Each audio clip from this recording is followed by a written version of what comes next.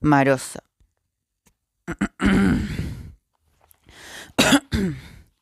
Después de descubrirla en la revista literaria Mantrana 7000, donde por suerte coincidimos en publicar nuestros poemas, decidí realizar un viaje relámpago a Montevideo, algo habitual en aquellos tiempos de terrible represión homosexual.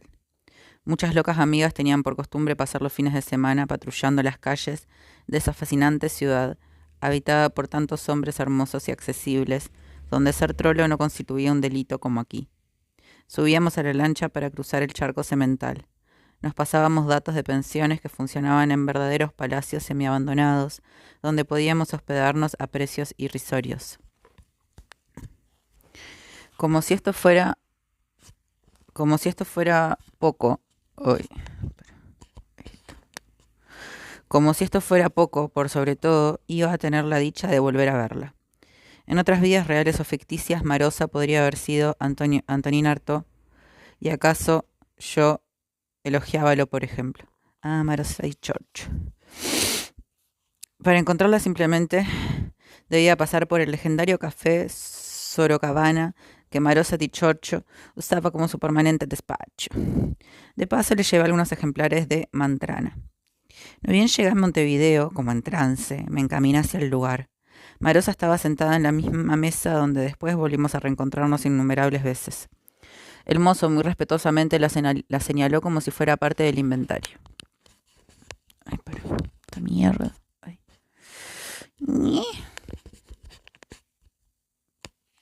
Inventario. Verla era contemplar un crepúsculo encarnado en su llamarada de cabellos rojizos, anteojos gatunos, ajustada y blanca polera de cuello alto, completamente poseída, mientras no paraba de escribir en su cuaderno. Esperé a que diera vuelta una página para saludarla. Ella dejó la lapicera y me invitó a sentar.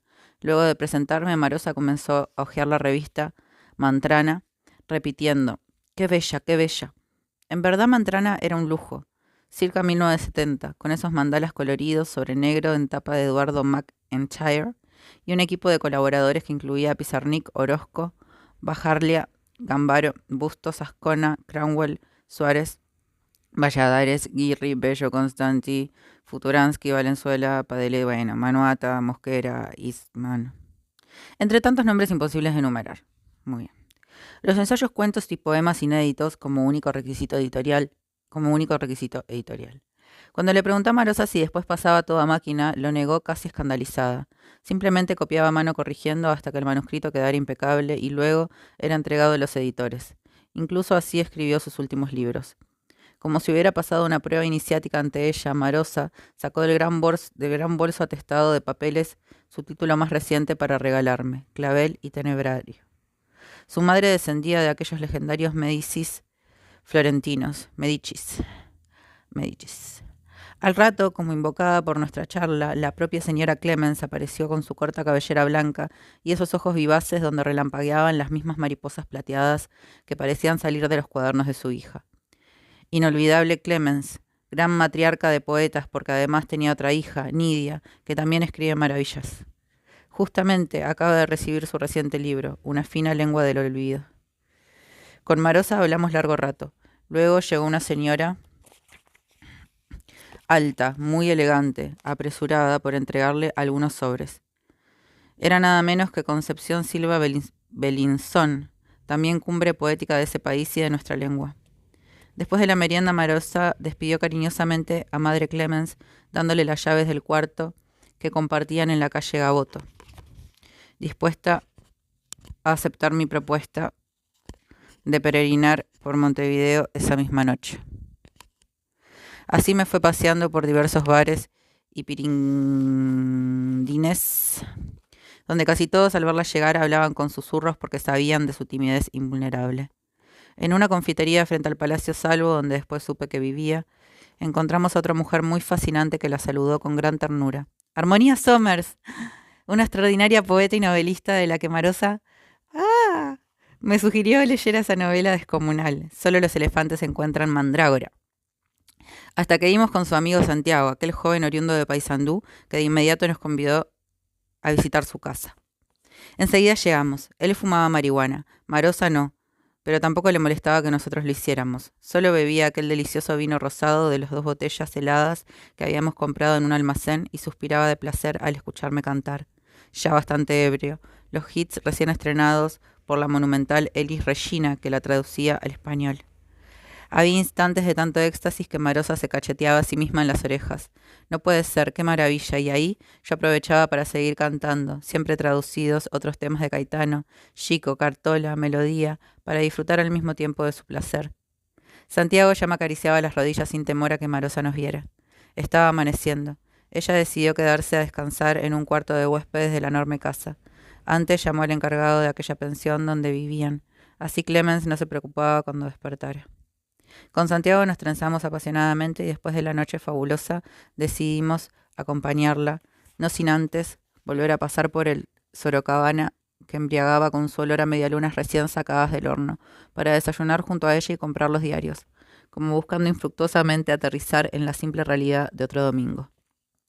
Con mi mayor entusiasmo le ofrecí venir a Buenos Aires para presentar sus poemas en el recital del que aquella noche nos había ofrecido algunos tramos, dejándome tan asombrado. Deja tu comarca entre las flores y los lirios y ven a mí esta noche. O el que después harían famoso entre nosotros Batato y Alejandro Urdapilleta. La hija del diablo se casa, no sabíamos si ir o no ir. Esquirlas de luz incandescente volaban de sus gestos y con la voz emitía tonos jamás percibidos antes. El suyo era un ritual conmovedor que hacía brotar lágrimas podridas de tu alma, dejándote en un éxtasis nacido de la más pura epifanía. Marosa llegó a Buenos Aires pocos meses después. Le anunciamos por todos los medios, con afiches y panfletos. El auditorio del Centro Cultural Rojas estaba colmado. Sobre el escenario cubierto de claveles, rosas y jazmines que sirvió de alfombra para sus pies descalzos con las uñas pintadas de esmalte rojizo, corrido a propósito como si fueran garras. Recitó durante más de 1 hora. Marosa nos llevó hacia la eternidad del placer más insospechado, al que aplaudir resultaba poco. Uno exclamaba como ante la aparición de una deidad que, incluso sin saberlo, tanto habíamos esperado. Era una especie de Godot, hecho presente. Por supuesto se vendieron todos los ejemplares de clavel y tenebrario. Todo el mundo quería volver a verla, por eso regresó en varias oportunidades y asistió también a encuentros literarios del interior. Marosa ya era para siempre nuestra maga megaestrella. Mucho después la actriz Erika Rivas realizó Estoy maldita con poemas suyos seleccionados y la invitó al estreno. Marosa llegó en avión para aplaudir emocionada, y ese gesto tan personal, como si no pudiera creer lo que estaba contemplando, que le hacía mover su cabellera igual a un rojo viento huracanado, lila carmesí, como hilos de tulipanes celestes en la hoguera de un placer sublime e irrepetible. Su propia sombra destilaba perfume intenso de almizcle, lirio y tulipán. Batato, al saber que le quedaba poco tiempo de vida, decidió ir a conocerla en final peregrinación, acompañado por su amigo Tino Tino, además de Alejandro Urdapilleta y Humberto Tortonese, para presentar La Carancha, justamente en la misma estación de trenes donde el libro original había marcado como escenografía durante el Festival de Nuevas Tendencias en Montevideo. Marosa aceptó la invitación y allí estaba en primera fila al finalizar. Batato se acercó a Marosa y la llevó de la mano hasta su camarín. Quedó impactada por la veneración que ese ser tan colosal le prodigaba, como si estuviera en trance inacabable. Todo esto me lo dijo 2 días después por teléfono con voz muy angustiada.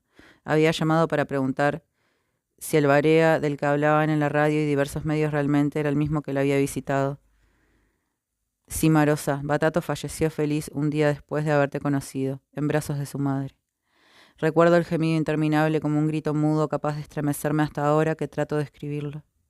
Con la gran poeta continuamos siempre comunicados. Vino varias veces a presentar otros libros. Incluso pude programarla una noche junto a Martín Pitaluga, propietario del Galpón, durante la temporada de verano de 2001 en José Ignacio, Punta del Este, para ofrecer Diadema, el nombre con que había bautizado su ceremonial, o puesta en palabras. Cuando llegó tuvimos que llevarla en un jeep y después alzada por su temor de pisar cualquier arena, ya que según ella era la sangre blanca y volátil de la luna. Los que lograron verla, como siempre, jamás podrán olvidarla. Al año siguiente, cuando la llamé para repetir el evento, su voz parecía opaca y no mostraba ganas de viajar. Algo raro estaba sucediendo. Terminada la temporada, decidí pasar a visitarla esta vez en su departamento de la calle Uruguay, para irnos a comer al subsuelo del Lobizón, que siempre frecuentaba. Desde la terminal tomé un taxi casi frente a su nueva casa, donde ahora vivía sola. estaba aquella enorme florería. Allí compré una docena de rosas rojas y otro ramo de jazmines. El vendedor me prestó el teléfono para que pudiera llamarla. Yo veía que en su piso había luz, pero Marosa no atendía. Seguí discando hasta que de pronto algo raro me hizo desistir. Le dejé las flores con el vendedor para que se las entregara cuando le fuera posible. Justo llegué a horario para tomar un buquebús que estaba casi por zarpar. Jamás hubiera imaginado el terrible motivo por el cual no atendía. Claro que estaba en su casa, pero recibiendo auxilio de un médico que trataba de atenuarle el dolor causado por los golpes recibidos, cuando al regresar hace un par de horas un tipo la arrastró hasta la puerta de su casa para robarle la cartera.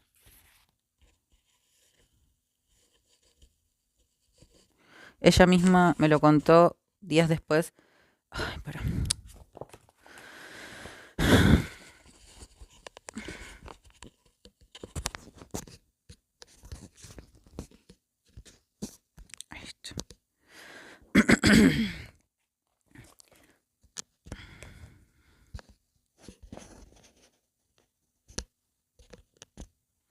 Ella misma lo contó días después,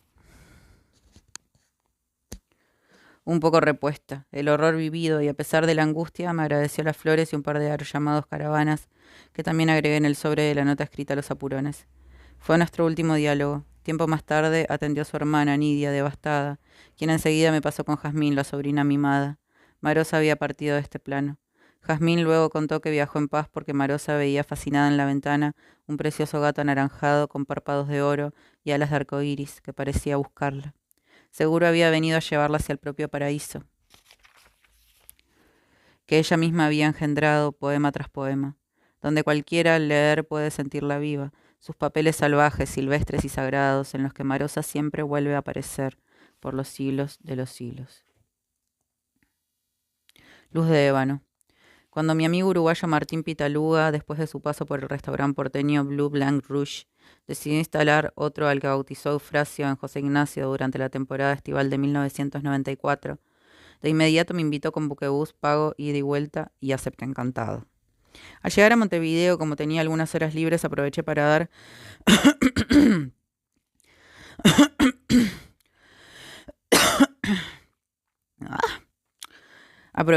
algunas vueltas por esa ciudad siempre admirable que, de algún modo mágico y misterioso, me recordaba la antigua Buenos Aires, muchos años antes de que fuera tan desdibujada por esta terrible modernidad avasallante. Paseando por una feria céntrica, no el tradicional mercado del puerto donde ella fue una de sus mayores e infantables personajes, desde lejos logré ver la impactante cabellera de una mujer negra que sin dudas podría parecer la hermana mayor de la iconográfica Grace Jones o una de esas fabulosas vestales africanas talladas en Brasil. Con este país ella tenía muchísimo en común, además de su hijo adorado, el también legendario músico Jorginho Goulart, nacido en Porto Alegre. La hija Katie era pura cepa uruguaya. Hoy se la reconoce también en Barcelona, donde vivió muchos años. Por supuesto, canta y baila con la gracia impar heredada de su madre. Claro, señoras y señores, estoy evocando mi encuentro con Marta Goulart, primera reina del carnaval uruguayo, suprema deidad del candombe oriental. Marta conversaba caminando, seguida por una especie de cortejo que se renovaba a cada paso, atraído, como yo, por aquel personaje tan encantador. Todos querían fotografiarse junto a ella e incluso le pedían autógrafos rubricados con el sello de su jugosa boca sobre el papel. 2 tomates, media sandía, ¡ah, qué lindo pescado! Tome, doña Marta, tome. Las carcajadas de la Goulart invadían el lugar mientras llenaba su bolso de tantas cosas y luego, después de 3 botellas de cervezas compartidas, supe por ella misma parte de su increíble historia. Desde niña se juntaba con otros amigos y algunos de sus hermanitos a jugar descalzos en la Plaza Cagancha, muy cerca del conventillo Medio Mundo. Bailaba en la vereda y a pesar de las polleritas gastadas que ahora llamaban mis andrajos de luz, o aquella excesiva delgadez a causa del hambre, se ponía a improvisar formas y figuras con el cuerpo mientras cantaba una melodía inventada por ella. Simulando el chasquido del látigo sobre sus caderas, caía en trance y desde su voz poderosa también salía el tan-tan de los tambores que parecían casi reales. Semejante prodigio fascinaba a los que a veces aminoraban su marcha para arrojarle alguna moneda que la pandilla enseguida guardaba en una gorra. Tenía apenas 9 años cuando vio detenerse aquel coche manejado por un elegante señor ya casi anciano que iba junto a su esposa y la saludaba con mucha simpatía, mientras le señalaba el asiento trasero. Marta enseguida pudo ver una enorme bandeja llena de sándwiches de miga, además de aquella gigantesca torta de chocolate como su propia piel, y muchísimas botellas de refresco todavía heladas. Al mismo tiempo el matrimonio le invitaba a subir. Marta se sentaba no sin cerrar la puerta por si acaso. También le entregaron un despampanante vestido bordado de puntillas y chinelitas plateadas. Para nada pretendía secuestrarla, solo le invitaron a cambiar de vida por un tiempo, como una princesa en de vacaciones y cuidada por ellos. Marta entendió todo. Hubo un pacto tácito, y decidió probar, o sea, irse a vivir algunos días hasta Pocitos, el barrio bacán a donde le ofrecían llevarla. Marta ahora comenta, medio susurrando, que aceptó esa aventura como una especie de regalo de cumpleaños, ya que justo al día siguiente cumpliría 10 años. Además era experta en fugas, así que jamás la podrían atrapar si de pronto no quería seguir estando junto a ellos. Decidida, llamó con un silbido. Sus compañeritos, que solían esconderse detrás de las palmeras y estar atentos a ver qué le pasaba, aparecieron en bandada y seguramente sin poder creer lo que estaban viviendo. Se llevaron todas las delicias hacia el banco de la plaza, menos Felipa, la mayor, preocupada por qué locura estaba por tramar. Marta se dirigió al matrimonio pidiendo al mismo tiempo... Marta se dirigió al matrimonio pidiendo, pero al mismo tiempo ordenando. ¿Me dan para flores? La mujer enseguida sacó de su cartera un trío de billetes de 100, los de más alta denominación. Marta le rogó a Felipa que no llorara y los repartiera en 3 partes. El primero para ella, así organizaba una linda fiestita de 15. El siguiente para la pandilla y el último para flores. ¿Pero cómo voy a comprar tantas flores?, preguntó Felipa al recibir la plata. Marta le indicó que la fuera llevando poco a poco a la tumba de su madre. Primero tenía que comprarle 2 botellas de whisky para su papacito, y cuando estuviera borracho ya podría contarle del paseo por apenas unos días. Eso en el fondo le iba a aliviar, porque eran casi 10 hermanos y ya casi no podía soportar la rebeldía de Marta. De princesa negra mendiga pasó a ser una reina coronada de caricias y caprichos por aquel matrimonio de gringos que le enseñaba inglés. Su recenta ahijada aprendía velozmente. Incluso la llevaban al cine o al teatro a pesar de que a los negros no les era permitido entrar en ciertas salas. Sin siquiera imaginar que alguna vez estaría en Hollywood, fascinando a Sammy Davis, quien le ofreció casamiento, aunque ella no quiso aceptar porque no se imaginaba viviendo mucho tiempo lejos del pago. En la mansión de Pocito llegaron los 12 años, casi sin darse cuenta. Muchas veces cuando los viejos dormían sus cada vez más largas siestas, especialmente durante los torridos veranos, ella aprovechaba para escaparse con Balbino, el hijo de una empleada que la hacía de chofer. Iban y volvían a toda máquina en un par de horas hasta el conventillo medio mundo, cargando enormes cajas llenas de delicia y la infaltable botella de whisky para el papacito, aunque Marta siempre eludía encontrarse con él. Al regresar apresurados y para no llorar, ella cantaba improvisando nuevas letras y melodías. Por eso ahora dice que nunca supo la diferencia entre llorar y cantar. Solo con el baile mezclado, pasos de Charleston, zapateo americano y la sinuosidad del candombe, estaba segura de que al fin había logrado todo hasta volar. Lo que yo bailo no lo bailó nunca ninguna. Si tengo dinero, enseguida lo gasto. Ni el rico se lo lleva, ni el negro su tambor al cielo. Con el tiempo, ya a los 80 años, evidentemente Marta Gularte se había vuelto sabia. ¿Quién nos quita lo brillado? Si quiere, pida otra, pero no tan helada. Bienvenido, amigo. Luego de abandonar a sus padrinos con una tierna carta de agradecimiento sobre el piano, logró conocer a Juana de Ibarburu, a quien admiró por mostrarse tan elegante, con su boina verde ladeada y tapado de zorros grises. Como quizá alguna monja se lo hubiera contado, la propia Juana le preguntó si era poetisa. Le dije que no, que iba a ser bailarina, y después, cuando Juana volvía con las otras damas de beneficencia, siempre preguntaba por la bailarina y me regalaba sus libros. Así al fin aprendí a escribir poemas, tengo más de 100. Mientras hablaba cada rato volvía a retocarse la línea de los ojos, sin usar espejo. ¿Para qué? Con tantos carnavales encima me conozco de memoria. Yo soy como cualquier payaso. Sin maquillaje no existo. Un puro relajo desde pequeñita, con decirle que me encantaba raspar las paredes del convento para pasarme polvo de cal en las mejillas. También había descubierto que las rosas sangran una especie de rouge líquido y arremetía contra ellas hasta ver mi bocota como una enorme brasa. Volvían las carcajadas que ya todos en el bar estaban celebrando. La gracia fuera de lo común de la divina Gularte es que se reía contigo y de sí misma a pesar de todas las tragedias. Para la quinta cerveza recitaba pasajes de la Biblia reinventados por ella para un libro que algún día quería editar, El barquero del río Jordan. Pagándole extra al dueño del bar, me permitió hacer una llamada a Pitaluga, que aceptó mi propuesta de invitarla a dar su show. La Goularte pidió una cifra para nada exorbitante. Decidí ofrecerle un adelante. No puso muchas condiciones para presentarse en José Ignacio. Si no hay escenario, bailo saltando sobre 2 mesas y listo.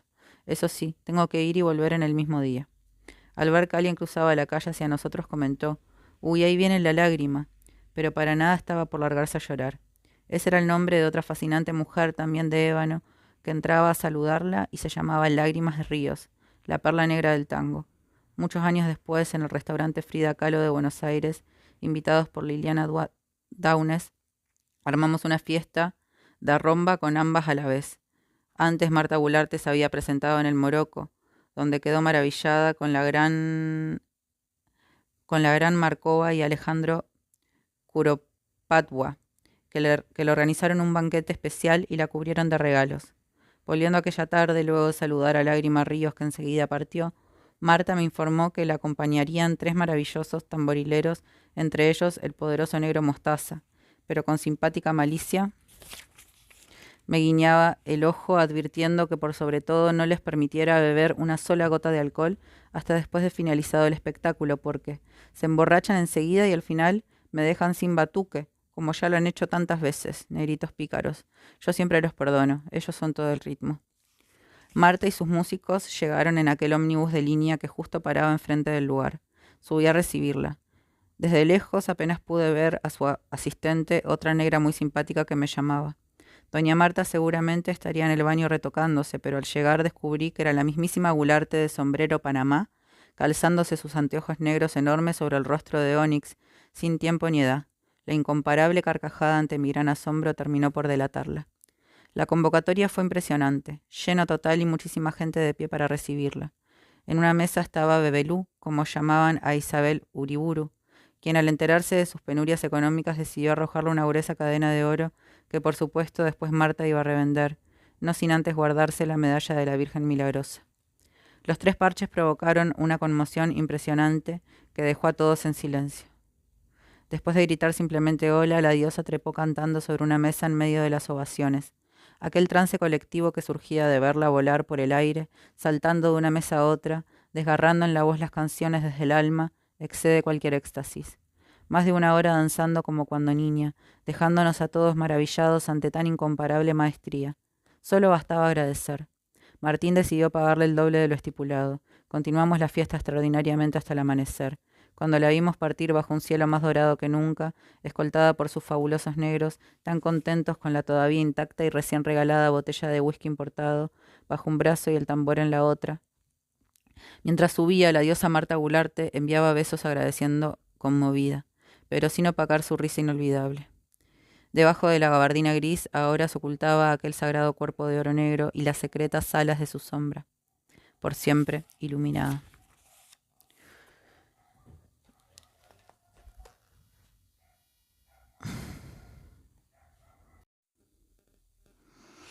La Orfi.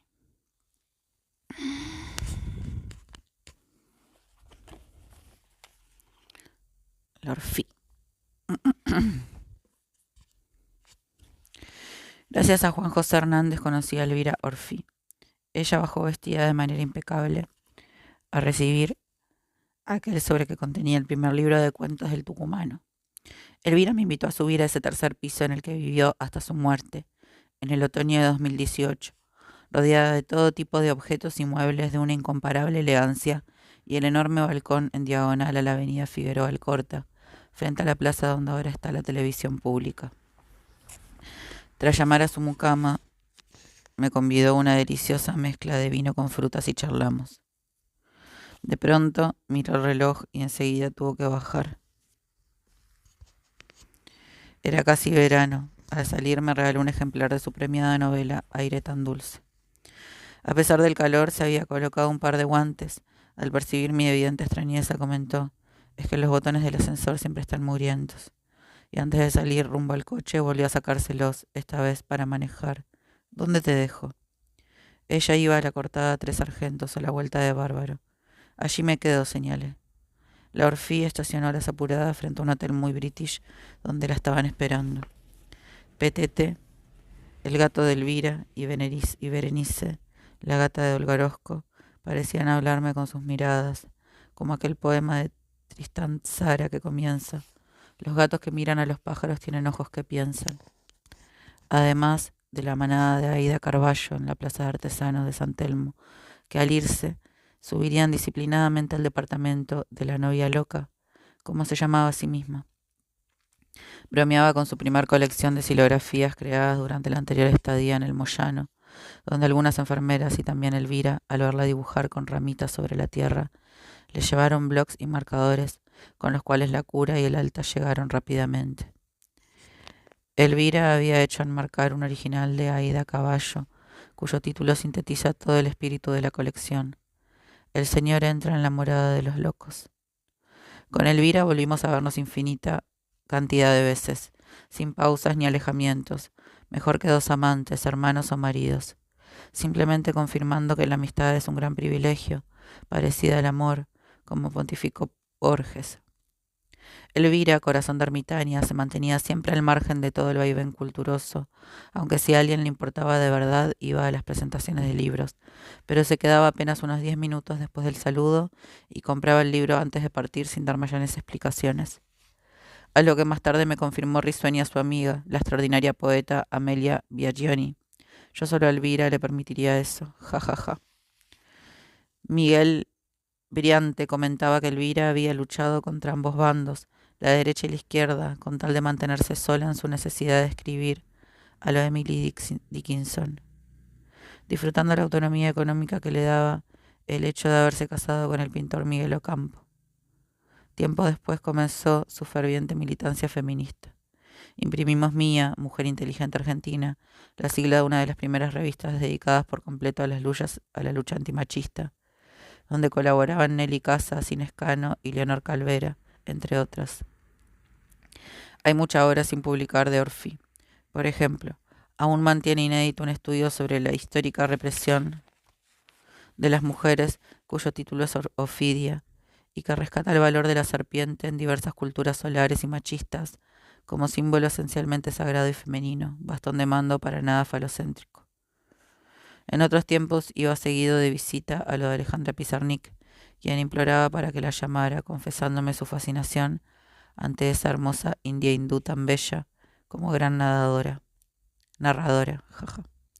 Más adelante, cerca del año 70, me hizo ganar mis primeros $200 por un largo poema que publicó Juan Liscano, director de otro sello precursor, Monte Ávila, venezolano pero con distribución por toda Latinoamérica. Cuando llegué a lo de Elvira para cobrar lo que sería mi primer sueldo, bajó Ketty, su eterna asistente, a abrir y recibirme.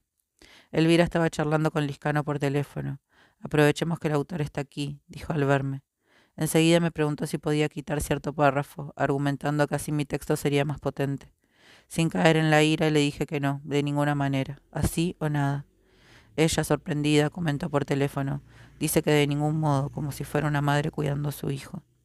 Enseguida le respondí, quizás exagerando, como una madre muerta cuidando a su hijo guacho. Ella se rió evidentemente asombrada y después de cortar, seguimos conversando mientras me daba toda la razón. Gracias a Elvira, que me prestaba valiosísimas ediciones, incluso dedicadas, pude leer nada menos que la monumental novela del Zamorante, La isla de Arturo. También a Ítalo Calvino, André Gide, Alberto Moravia, Margarit Duras, Elena Garró, Eunice Odio, todos amigos de ella y su esposo, cuando fueron diplomáticos en París, y Elvira, a su vez, trabajaba leyendo autores inéditos para Gallimard. A veces llegaban de visita amigos como Carmen Gandara, Luisa Valenzuela o su madre, Luisa Mercedes Levinson, Sara Gallardo, Odile Barón Superville, Marcela Solá, Carlos Lole y otros personajes invitados a sus almuerzos mensuales en los que seguía prevaleciendo el espíritu de las antiguas tertulias literarias, aunque invariablemente a las 2 de la tarde en punto Elvira susurraba: sigan celebrando, yo no puedo perder mi siesta. Hagan lo que les parezca. Todo enunciado con su encantadora tonada tucumana, y se iba saludando con un beso arrojado a los apurones, para despedirnos después de los postres. Con el tiempo comenzó a invitarme a larguísimas vacaciones de verano en su casa de campo, enlunada, cruzando el puente de Punta del Este. Elvira Orfi también era la mejor anfitriona que conocí en mi vida. No ponía límites ni horarios estrictos, te daba las llaves de tu cuarto y podías hacer lo que quisieras, incluso desaparecer por 2 o 3 días. Y si previsor, aunque quizá innecesariamente uno llamaba para advertir que estaba bien, en José Ignacio, una maravillosa playa recién descubierta a escasos 20 kilómetros de allí, con nuevos amigos, ella respondía: si estás disfrutando me alegro muchísimo, vuelve cuando te sea posible, hasta luego. El Prado de Adelia. Néstor Perlonger me había pasado el número de teléfono de mi tocayo, Cayo Fernando Abreu, quien me recibió muy amablemente en su casa de Porto Alegre, con esa típica simpatía de los gauchos. Gauchos. Escribía en diarios y revistas, pero aún no había publicado sus cuentos y novelas en los que desata una intensa atmósfera gay. Después lo consagrarían como uno de los más relevantes narradores de Brasil. Cayo curtía un humor homosexual particularísimo. Decía sentirse la mismísima Ney Matogrosso de las letras brasileras. Cuando supo que mi destino final era Bahía, me pidió que entregara unos papeles ensorbados a su amiga gaucha que vivía en Salvador. Gaucha. Ella también tocaya nuestra, Fernanda Barbosa. Cayo me aseguró que viajaría a Bahía para los carnavales. Por él supe que realmente casi todo Brasil se desplazaba en hordas de locas para este carnaval, porque allí todavía se festejaba libremente en las calles, sin, sin zambódromos, al estilo Río de Janeiro, en el que uno siempre al final terminaba participando como mero espectador, para colmo sentado en una tribuna. Haciendo dedos llegué en casi 2 días a Río de Janeiro. Ya en Ipanema conocí a Cupido, una joven travesti mujer que hacía mucho honor a su propio nombre, enamorando a todos y se metía en el mar completamente desnuda, solo con una camiseta de hombre que le ajustaba las tetas que en verdad parecían pectorales de Adonis. Aproveché para entrar en la librería de la Galería Alaska. Allí estaba el propio Carlos Drummond de Andrade, conversando muy amablemente con 2 señoras fascinadas por su presencia. De pronto, desde un afiche, me sentí atraído por la sonrisa de aquella diáfana mujer que promocionaba sus nuevos libros. Se llamaba Adelia Prado. Quedé hipnotizado por esos ojos luminosos y la alegría en su rostro. Alguien me comentó que era una especie de Clarice Lispector en la actual poesía brasilera. Como no podía comprarlo directamente, deslicé un ejemplar de su libro dentro de mi bolsa sin que nadie lo advirtiera, justo cuando Drummond salía para el posto 5. Su título era El corazón disparado, que muchos años después presentamos traducido en el Centro Cultural Ricardo Rojas. De una escena a la otra pasaron aproximadamente 30 años. Cuando lo leí, el idioma portugués se me volvió esperanto. Igual tenía un pequeño diccionario, cada frase, cada poema, el prólogo, su rostro, como ya dije, todo formaba un combo de fascinaciones. Eso permitió que Adelia me acompañara durante muchos años en Bahía, donde ya sobre un cuaderno comenzaba a traducir algunos como «Oh, por tan poco incendiábame». Mi árbol ginecológico me transmitió hidalguía, gestos marmolizables. Hoy me dio tristeza, sufrí 3 tipos de miedo, acrecentados por un hecho irreversible. Ya no soy joven. Yo soy mujer que los griegos despreciarían. Yo soy de barro y loca. Yo soy barroca. Su poderosa voz era la misma que habita en ciertos seres luminosamente pasionales, dando al fin ciertas respuestas que ni sospechábamos queríamos oír. El original decía: yo soy de barro y oca, yo soy barroca. En realidad, hueca. La llamé por teléfono para preguntarle qué prefería, la traducción literal o el sonido de las palabras que rimaban, por lo cual yo debía escribir: soy de barro y loca. Adelia prefirió el nuevo término y lo autorizó riendo. Claro que sí, soy loca, loca, loca. Pensar que ese libro y después ella fueron un regalo de la casualidad, es decir, el azar como la máscara de uno mismo. Dios que al fin siempre nos reúne disfrazado de aparente casualidad.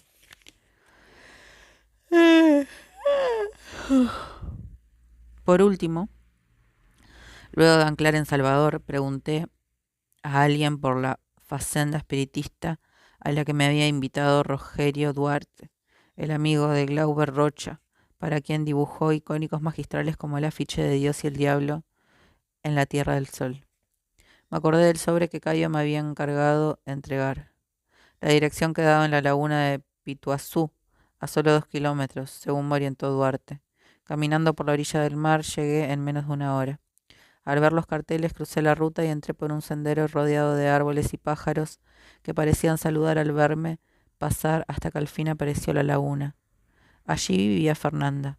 Contenta al abrirme, dijo en perfecto portuñol que estaba esperando ese material, pero curiosamente al mismo tiempo acababa de llegar carta para mí. Enseguida tuve en mis manos una pequeña esquela dentro del sobre en la que Cayo había escrito: tanto hablamos que me olvidé de sugerirte que compraras el libro de una poeta minera llamada Adelia Prado.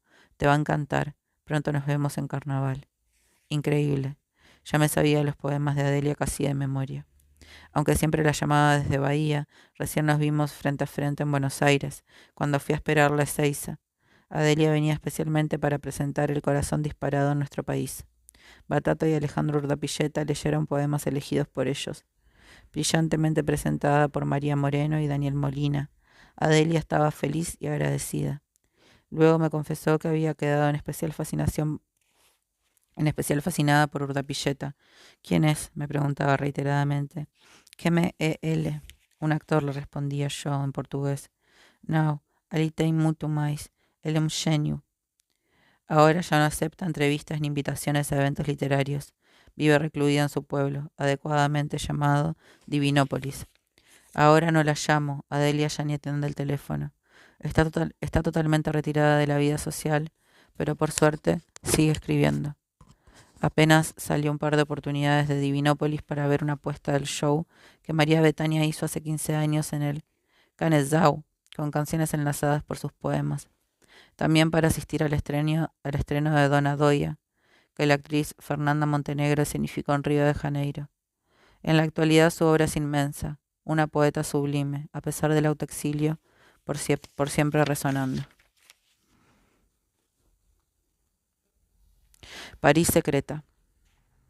Vagando por París en 1978, encontré por muy poca plata un albergue a 2 cuadras de la estación Metro Laumier. Los hippies de todas las nacionalidades dormíamos en cuchetas de cama doble muy largas.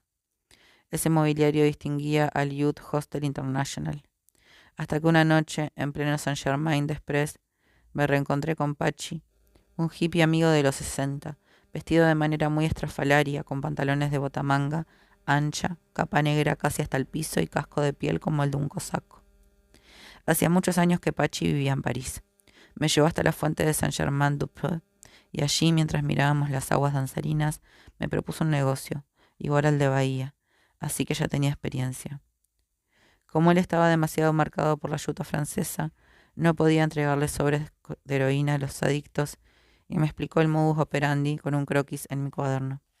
Nos encontraríamos en ese mismo lugar a las 20 del día siguiente. Así le daba tiempo de prepararlo todo. Reapareció con una cantidad enorme de sobres ocultos dentro de un periódico y gorro de astracán legítimo, además de otro largo sobre todo. Todo comprado por $2 en el mercado de pulgas. Ya les avisa a los clientes que alguien con un pañuelo a cuadros como ese que tenés va a bajar al toilet para darle su papa, y además les pedí que entre ellos mismos se vayan turnando. Cuando estés en el baño no tardes más de 10 minutos como máximo. Ellos van a bajar y te darán la guita y después te vas. Y nos reencontramos al lado de la fuente que está en la esquina. Seguí cronométricamente cada uno de los pasos marcados, con un libro de Charles Baudelaire y otro de Rimbaud bajo el brazo. En París, cualquier persona se vuelve invisible. También se veía Le Monde y nadie pensaría que estaba trufado de sobres con heroína. Me senté en el centro del bar Select y pedí café. Después, simulando que hablaba desde el teléfono público, espié a la concurrencia. Volví a la mesa y de pronto, por la ventana abierta, vi una extraña mujer muy delgada. Me ofreció flores. En realidad orquídeas. No era una mendiga, pero sí la primera yonki francesa que conocía. Le alcancé 2 monedas de un franco haciéndome el filántropo, y ella igual dejó una blanca orquídea en el marco de la ventana.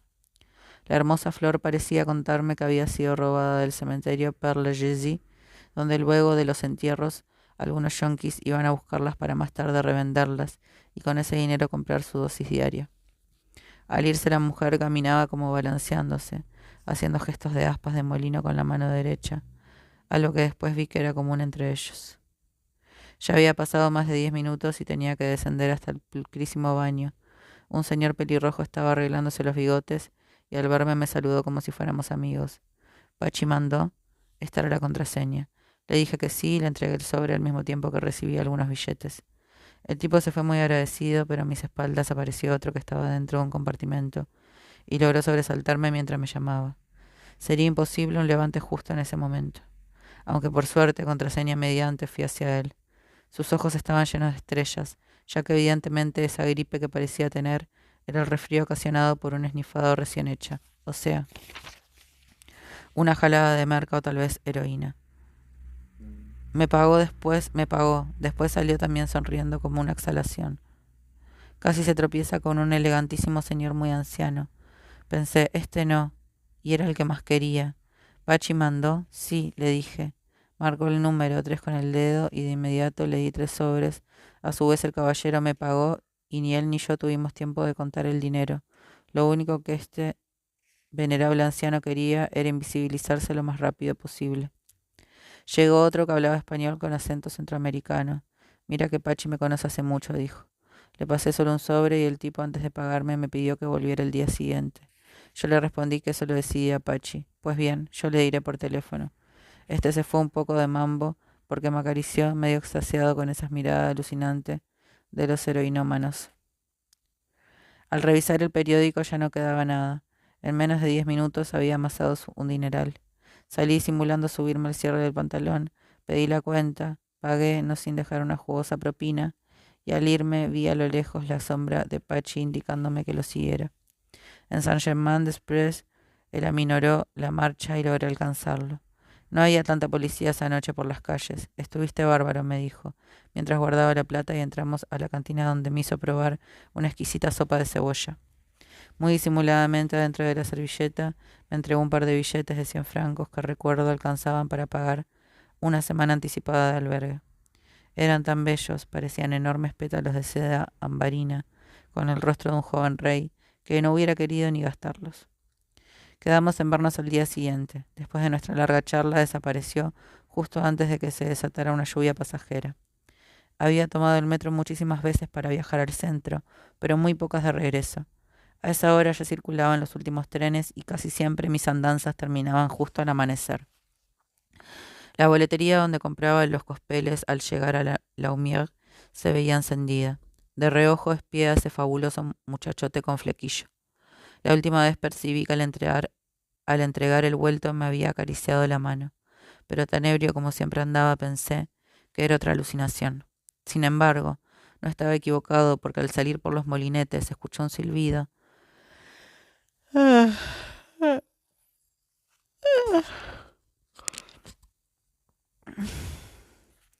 Escuché un silbido.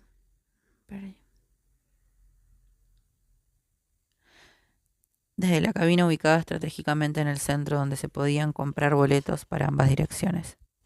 Me acerqué a preguntarle qué quería. No fue necesario ningún traductor, porque el lenguaje del deseo es un esperanto donde, como él hizo, primero se guiñó un ojo. De inmediato abrió la puertita lateral por la que entré. Estaba contando la recaudación y faltaban apenas 2 trenes. Me arrodillé ante ese coloso uniformado.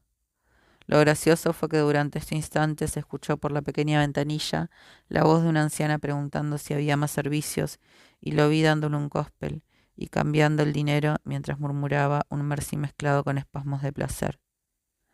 Después de unos minutos subí las escaleras en un éxtasis similar a la dicha irrepetible del placer al fin saciado. Aunque ya tenía plata como para alquilarme un departamento, decidí quedarme en el albergue de jóvenes de la calle Lumière. Preferí otro camastro en un cuarto menor solo para 4 personas sin camas cuchetas. Enseguida salí a la trattoria Mamma Mía en busca de buenas pastas y vino. Después, ya medio ebrio, enfilé hacia las galerías Lafayette, donde me compré de todo. Al regresar al día siguiente en el albergue me entregaron un impecable sobre firmado por Pachi. Lo abrí, contenía el dibujo del mapa y me avisaba que pasara a buscarlo esa misma noche. Subí al taxi, es el comienzo del barrio árabe, comentó el chofer. Bajé. Un bar al lado de otro, casi todos repletos. enormes televisores en los que se veían los bailes de las odaliscas. Seguramente sería una señal de televisión privada que compartían. Pero en la Rue Alsacia del 67 no había ninguna casa. Solamente se veía el frente de una tintorería escrito en francés y con jeroglíficos árabes. Volví a mirar el papel. Con el apuro no había leído que en el dorso avisaba: ojo que es una fachada. De día funciona como tintorería, pero por la noche anda hacia atrás y verás una puerta de metal con el timbre disimulado debajo de una enredadera, al lado del número. Alguien vino a abrirme. Apenas pude ver las combis estacionadas dentro del terreno y me llamó la atención que fueran tan idénticas, como gotas de agua, metálicas e impecables. El nombre de Pachi fue una brete sésamo y la misma persona me indicó las escalerillas por las que subía a la parte superior de la falsa tintorería, aunque al entrar vi amontonadas enormes canastos llenos de ropa sucia. Pachi me recibió a los gritos. Estaban fumando hachís y en dos largos sillones se veía una hermosa mujer que parecía dormida, con el rostro cubierto por un velo y en pleno viaje. Hervían las jeringas dentro de una pequeña ollita de metal. Enseguida Pachi me presentó a alguien que tampoco hablaba muy bien francés ni español. Se llamaba Eric, sí, con K. Era el gran dealer con los rojizos cabellos anillados, cayéndole hasta los hombros, alto aún más que yo, con túnica de seda negra y mirada estremecedora. Quédate a dormir. Mientras tanto, hablemos de cualquier otra cosa. Siempre en el Select habré hecho de mensajero de los dioses representando a Pachi 2 veces más, en la que todo salió tan bien que Pachi me premiaba con más y más dinero, hasta que surgió algo imprevisto interrumpiendo el negocio, al menos por un mes. Con la plata que había recaudado y otros $100 que él me colocó dentro del cuaderno, podría esperarlo hasta que su regreso de Ámsterdam, hacia donde viajaba para traer más de lo mejor. Entonces apareció en el albergue Paloma Benítez, otra argentina que pretendía dar la vuelta al mundo. Me sugirió posar como Dios nos trajo al mundo en la escuela. Me sugirió posar como Dios nos trajo al mundo en la Escuela de Bellas Artes de París, donde ya la habían contratado en varias oportunidades. Cuando llegamos me ofrecieron una cifra exorbitante por hora mientras señalaban una especie de enorme camarín donde otros ya se estaban preparando. Los únicos desnudos éramos Paloma, un hermoso negro de Liberia y yo. Librería. Iríamos rotando por espacio de media hora en el pequeño escenario compartido con su propia madre, otra esfinge negra de cabellos muy blancos que llevaba un turbante y collares, además de enormes polleras floreadas hasta el piso como las que usan las baianas de candomblé. Había también en esa fauna de seres pintorescos alguien que parecía un pirata, con parche sobre el ojo derecho, un payaso con la cara pintada de base blanca, una bailarina con su tutú típico algo manchado, y ese pescador increíble con la red y sus peces que parecían de verdad sobre el enorme pizarrón a la derecha del gigantesco espejo. Se detallaban las tarifas escritas con tiza. Yo apenas leía francés y Paloma me traducía divertida los distintos rubros, a saber característicos y folclóricos, ancianos y desnudos, con un precio que iba creciendo y en nuestro caso triplicaba, los más bajos hasta llegar a 21 francos la hora, que en realidad era solo 30 minutos, porque estaban contempladas 3 pausas de 10.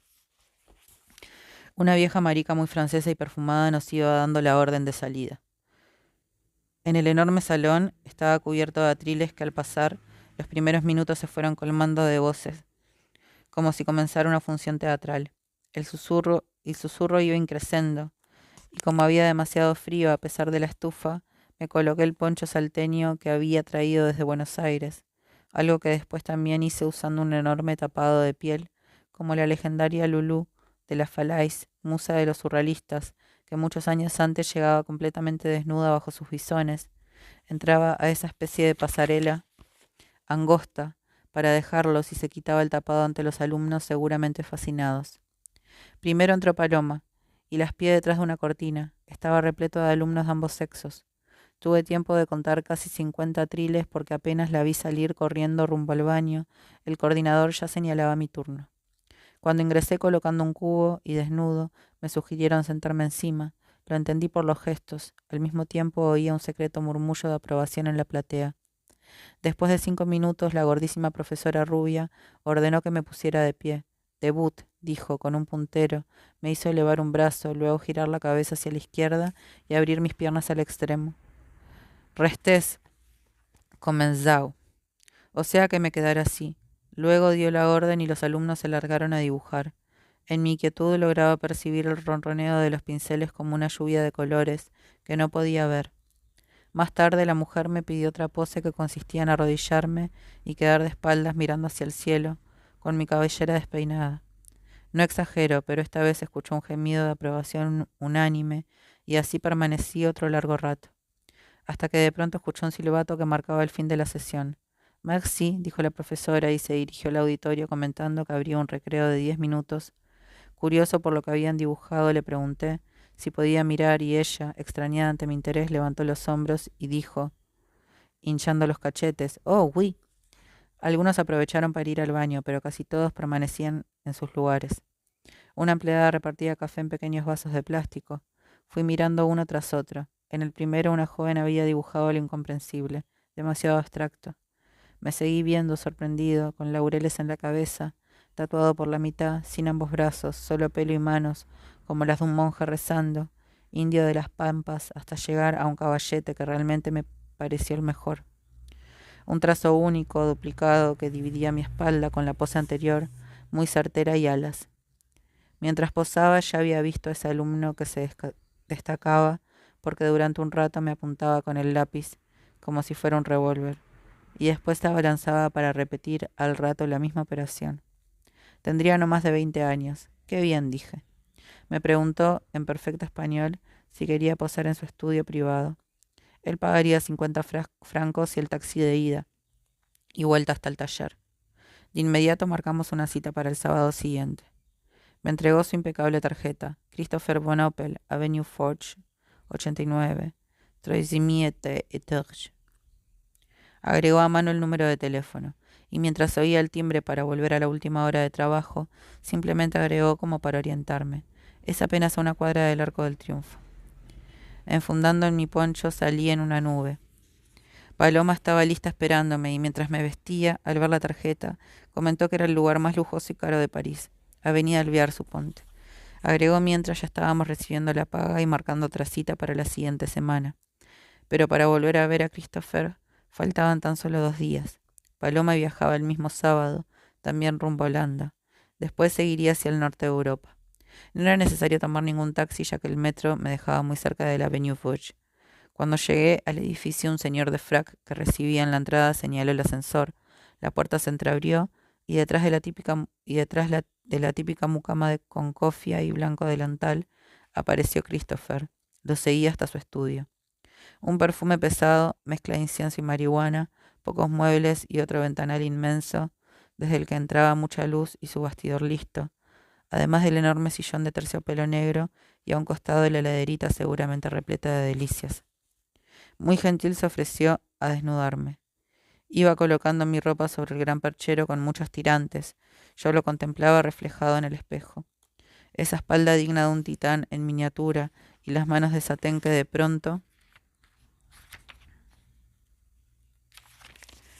al tocarme para sugerir alguna pose, encendieron la secreta hoguera, exactamente como si me hubiera inyectado algo afrodisíaco y poderoso. Pero me tenía que controlar, nadie más capaz de esconder su deseo como yo. Después de un rato en plena éxtasis, con la música de Eric Satie, las bocanadas de marihuana punto rojo de Colombia, él dijo stop.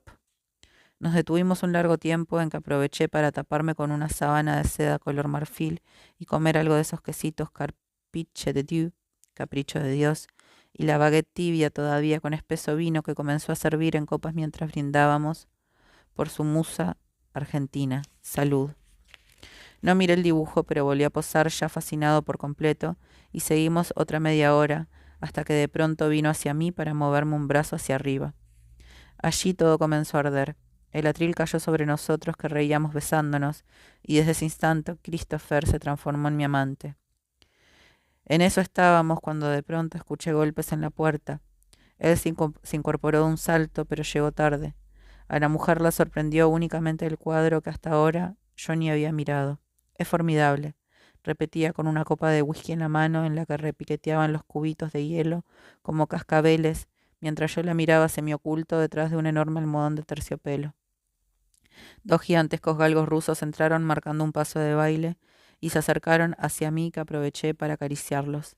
Aquel piso estaba cubierto de tantas exquisiteces en las paredes como en los muebles, y bajamos a pasear a los perros descendiendo por el ascensor, junto a alguien que después supe era la propia Paloma Picasso. En la confitería de enfrente comían otros personajes. Una noche pude reconocer a Isabel Adjani con Daniel Day-Lewis y a Irene Papas rodeada de hombres vestidos íntegramente de negro, como una mafia de amantes que hablaban ese idioma con el que parecían cantar coros gregorianos. Tuve que dejar al barón de Bonopel 10 días después. No quisieron contar el motivo, pero lo diré del modo más metafórico posible. Todo iba muy bien entre nosotros dos, por no decir fabulosamente, hasta que una mañana me pareció que Shino Yang, el nombre de esos galgos a los que dejábamos dormir sobre la espesa alfombra beige, había saltado hacia mí y me succionaba el sexo. Dormido le dije que se fuera y allí me desperté y pude verlo. Era Christopher, que había comenzado con algo inesperado. Justamente eso que siempre me ponía histérico y cortaba todo tipo de pasión. Lo dejé hacer, tuvo suerte de que no reaccionara con violencia. Yo era una pasiva ardiente y con esa convicción hermafrodita de mi piel no volvería a sentir jamás deseo por alguien que alteraba su rol de macho alfa. Solo los hombres, un poco a la antigua, pero como habíamos jurado alguna vez con la estrella, además de las otras locas de mi infancia interminable. En la cima del opio.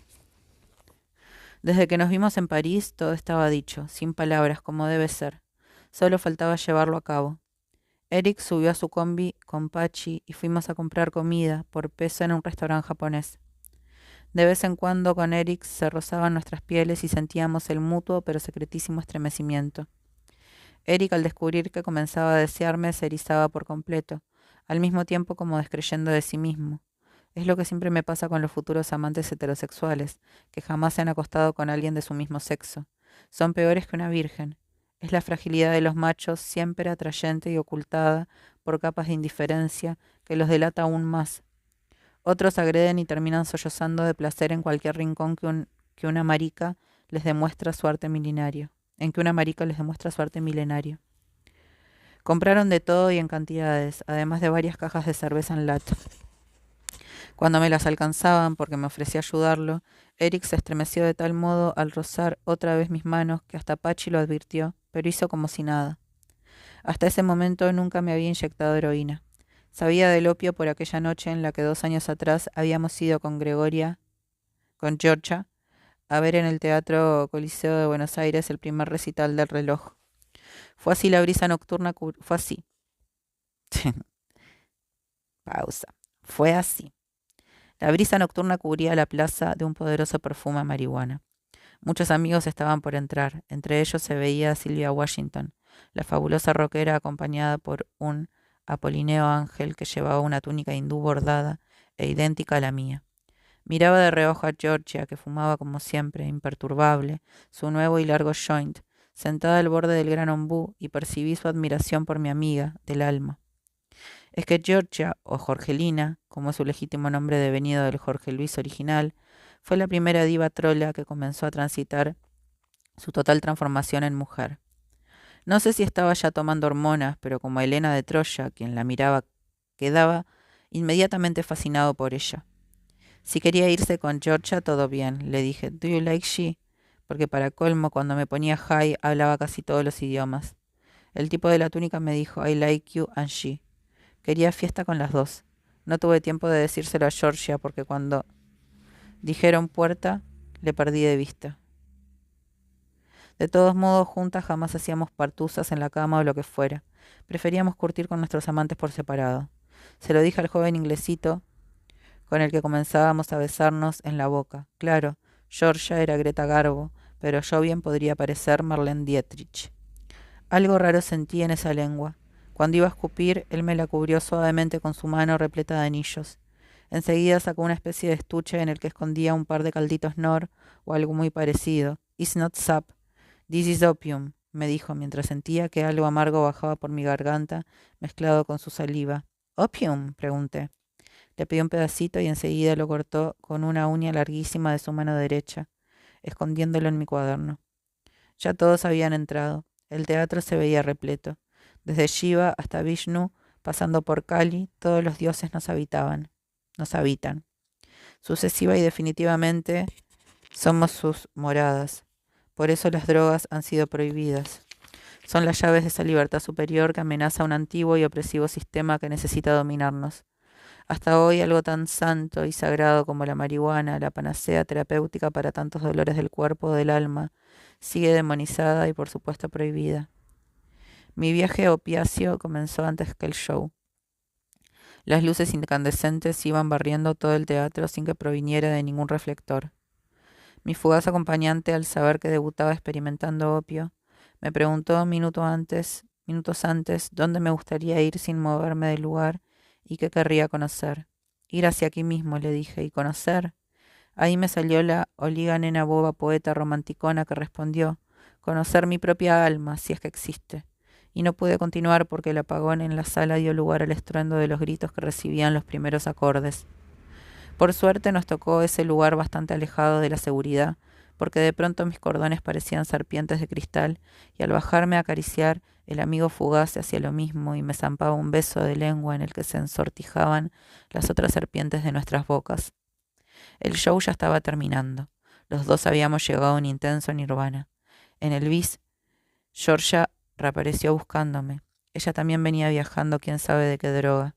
Me pidió que le cortara y nos fuéramos de inmediato para no perder el último tren que salía de Retiro a medianoche. Literalmente me arrastró. Al llegar a la estación vimos que el tren saldría en 2 minutos, de acuerdo a lo que estaba anunciado en el enorme horario luminoso que me recordaba al de los hipódromos que visitaba con mi padre. Viajábamos casi solas y sin boleto. Como Georgia hablaba siempre en femenino, yo adherí de inmediato. Ella algo captó, porque además de divina, era telépata. Le conté lo del fugaz amante y no pareció interesarle demasiado, pero al mostrarle el pedacito de opio dentro del cuaderno se le iluminaron los ojos y en un segundo ya lo había devorado. Yo me quejé de que el tren sí era detenido. Estás re loca, el tren marcha a toda velocidad, me respondió. Y era verdad, pero a esa altura veía todo en cámara lenta. Flasheaba lucinetas. Había un apuesto morocho viajando de pie con la puerta del vagón sostenida entre las piernas y de pronto su sombra se volvió un enorme par de alas llenas de ojos que parecían querer hipnotizarme. Cortala, loca, ya estamos llegando, arengaba Gregoria. Georgia. En la estación de Conglan los árboles resfriados tosían sus hojas de otoño. De pronto todo se detuvo, como si algo hubiera descubierto, Jorgelina comentó. Escucha, escucha cómo vuelan las hojas de tus cuadernos. Enseguida aluciné hojas, no solo mías, sino de otros libros leídos, cuyos títulos o autores murmuraba. Un éxtasis total hasta que de pronto, del lado opuesto, apareció un patrullero, mientras nosotras huíamos cual gacelas espantadas a las que jamás podrían atrapar, porque la casa de Georgia estaba apenas a media cuadra sobre la avenida Congreso. No bien entramos, todo el mundo dormía. Nos fuimos juntos hacia la cocina sin hacer el menor ruido. Pasamos por el patio y puertas tras puerta veíamos los cuartos de sus padres, de la abuela Morrilla y de su hermana Rosario con la sobrina Gabrielita. Ya en la cocina, Georgia corrió a abrir la heladera. No teníamos hambre, pero éramos insaciables. Georgia mezcló vino blanco con jugos y mucho hielo en una jarra de cristal. Salimos hacia el jardín bajo la luna llena, que parecía espiarnos. Decidimos sentarnos a un costado del altar que Mercedes, la adorable matriarca, había colocado cerca del aljibe, traído del viejo casco de estancia de su familia para decorar el lugar junto a aquellas sillas de mimbre. Georgia era anarquista y no profesaba ningún tipo de religión a no ser la de las agujas con las que confeccionaba su propio vestuario y las jeringas. De pronto oímos el sonido típico de un cuerno, un oboe. Ella no tuvo miedo, pero se sintió incómoda y al levantarse, mientras volvía con la jarra a su cuarto, la vi caminando y de tan alta al rozar los enormes rosales con flores y pequeñísimas. Ay, no. Ella no tuvo miedo, pero se sintió incómoda y al levantarse, mientras volvía con la jarra a su cuarto, la vi caminando y de tan alta al rozar los enormes rosales con flores pequeñísimas, me pareció ver algunas que se abrían sobre ella y luego volvían a cerrarse. Todo era alucinación y vértigo sagrado. De repente, detrás del largo jardín, descubrí al niño que venía levitando con la piel color negra. Cuando estuvo cerca, comprobé que en realidad era azul. Se trataba nada menos que del propio Krishna niño. Entablamos un diálogo telepático. Madre Maya me dijo y siguió cantando sus mantras junto a mí, que estaba tan feliz de verlo como si lo hubiera esperado toda la vida. La sorpresa de estar junto a Krishna en vivo y en directo me hizo retumbar el corazón, mientras una insólita calma se apoderaba de todo mi ser. Aseguró que jamás me abandonaría y hasta hoy siento su presencia cuando lo recuerdo, casi siempre para tranquilizarme y darme una paz que sintetizo con su saludo, Haribó. Al amanecer se despidió con gestos de marioneta hindú, trepando sobre los primeros destellos del sol. Krishna siempre será mi oasis. Entré al cuarto de Georgia, que estaba dormida sobre el sillón como si viajara en alguna nave espacial, contemplando nubes coloridas con los ojos cerrados. En esas épocas el Ancla, un hotel de 0 estrellas que todavía está en pie sobre Sarmiento, a mitad de cuadra, entre Callao y Rodríguez Peña, resultaba un escondite ideal, apenas por 2 mangos. Otra era pasarse la noche yendo y viniendo en el 60 hasta el Tigre, o los que sabíamos el dato, dormimos sobre los escritorios de la Biblioteca del Congreso de la Nación, donde pasé tantas noches después de naufragar días, dormido sobre un libro cualquiera. También estaba el Yeite de la Perla del 11. En esos tiempos era un gigantesco bar de estudiantes que copaba la parte posterior a la barra, mientras algunos hippies dormían debajo de mesas tapados por los manteles. La historia ya he dicho que allí nació nuestro himno mayor, la balsa, compuesto por Tanguito. Él se entrancaba en un baño del fondo y podías escucharlo zapar por horas. También siguiendo por Rivadavia hacia el centro estaba el Querandí, que tenía billares y no cerraba nunca. Frente al molino, otro bar mitológico, Callao 11, donde además en el subsuelo alquilaban salas para ensayo. Cuántas noches pasé en el Dixon, el hotel alojamiento simulando ser pareja de alguna amiga. La ruta de los bares continuaba con la academia, al lado de la catedral, y por Corrientes la Martona, que pronto desapareció. Si seguías por Callao y cruzabas Santa Fe, a la vuelta por Charcas estaba el fabuloso Hotel Lepanto. Además se podía alquilar por 15 días a mitad de precio. Allí una noche vi pasar a Carlos Monzón, tan bien plantado como simpatiquísimo. Volviendo por Corrientes, enfrente del Ramos estaba La Paz, de entonces. No esa terrible especie de buquebús actual, anclado para siempre entre televisores y un kiosco igual a una ballena a la que hubiera hecho un terrible harakiri, no solo de mal gusto, sino además cerrándole la entrada por Montevideo. Ya el Ramos no está, pero entonces era un bar muy accesible y allí, en el colmo del traqueteo, siempre pedía topacho destilado porque el mozo me conocía y sabía que eso significaba moscato bien helado, unas licencias poéticas hechas realidad. A un costado del Teatro Astral, hasta hace poco sobrevivía con el nombre de Ondine, lo que antes era Metrópolis, más cerca del Obelisco del Colombiano y la Giralda. Como pasábamos la noche sonámbulos, algunos nos metíamos en el cine continuado Eclaire, donde hoy está el Lorca. Y si pateábamos un poco más, especialmente los trolos, podíamos descansar en el Rosmarí a la vuelta del tristemente desaparecido Teatro Odeón. Si las baldosas de Corrientes hablaran, serían coautoras de este libro, por supuesto. Volvamos a París. Eric conducía muy alerta, seguramente a causa de alguna buena pasta que se había tomado. Días después, revisando los cajoncitos metálicos de la combi, encontré de todo. Un verdadero arsenal de alquimista, desde cloruro de etilo hasta varios mandrax como perlas sueltas de un collar quebrado y analgésicos de marcas diversas. Un gabinete alucinógeno que pocas veces vi, siempre con FM Radio Luxemburgo conectada. Pachi, que tenía esa mezcla insólita de duende y bromista, me hacía señas moviendo los dedos y hablando entre dientes. Hijo de puta, te enganchaste al capo, jajaja. Ja, ja. Vas a ser la dueña, la patrona, la comandante. El holandés lo miraba inquisidor como preguntando de qué te reís. Pachi, con los reflejos acelerados por las anfetas en sangre, le decía que de nada y el holandés se calmaba, pero sin dejar de espiarme de reojo. Tampoco era necesario para que yo sintiera su lenta pero real obsesión por esta rara marica sudamericana. La primera vez en su vida, como me confesó después. Para colmo, en el espejuelo veía las pequeñas antorchas de sus ojos dirigidas hacia mí, que viajaba atrás. Volví a recordar de nuevo aquella noche en Buenos Aires después del primer viaje, bajo la linterna mágica del opio. Como ya dije, Georgia se había ido hacia su cuarto para dejarme hablar con Krishna Azul un largo rato, incluso algo ofuscada. No era mi amante, pero como hermana de Pico, a veces me hacía pensar que sentía celos de Dios. Se lo decía y entonces ella estallaba de risa mientras se enroscaba alrededor de mi cuello como una cariñosa pitón de seda. Pero al rato parecía arrepentirse y volvía a su enojo, aunque jamás me trató mal. Ojo con ella, las cosas que le he visto hacer, desde revolear sillas en bares hasta golpear con su paraguas a un chofer del taxi. Celosa de Krishna, supongamos, había decidido irse a dormir, porque es verdad que el opio da sueño después de una hora. Yo seguí charlando con mi hijo Krishna Azul, que me presentaba a sus gopis, deidades fabulosas y danzarinas que cantaban Hare Krishna y un nuevo mantra jamás escuchado. Govinda Adipurusham Tamatamatam Govinda, así sucesivamente y tiernamente. Por la blanca pared parecía que alguien proyectaba una película con imágenes de Bhagavad Gita. Georgia decía que no toleraba toda mi parte. Georgia decía que no toleraba toda mi parte escorpio mística porque ni yo misma lograba dominarla y quedaba como una simple loca hablando sola y esas cosas que de algún modo podían ser muy evidentes para la cana siempre atenta. Me había dejado la mitad de su jarra de sangría dentro de un recipiente con hielo. En eso era trotskista.